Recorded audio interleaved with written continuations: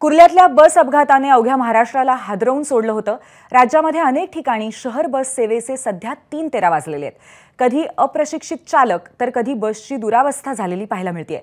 सध्या अहिल्यानगर महानगरपालिकेच्या शहर बस सेवेतील बसेसची देखील अशीच काहीशी अवस्था आहे।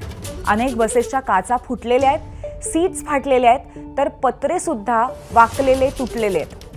टायर खराब झाली आहेत। बसच्या थांब्यावरती बसपेक्षा रिक्षाचीच गर्दी जास्त असते असं चित्र असतं। त्यामुळे बस उभी कुठे करायची असा प्रश्न पडलेला असतो।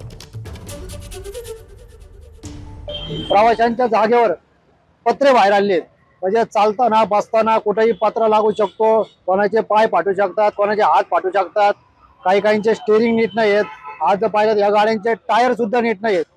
या गाड्यांची पीयूसी सुद्धा बोगस पद्धतीने काढलेली दिसते। प्रदूषण तर इतकं या गाड्यांपासून होतं की त्याचं जर प्रमाण पाहिलं तर या गाड्या आज बंद करण्याची वेळ आहे। जवळपास 15 वर्षाच्या वर या गाड्यांना कालावधी झालेला आहे।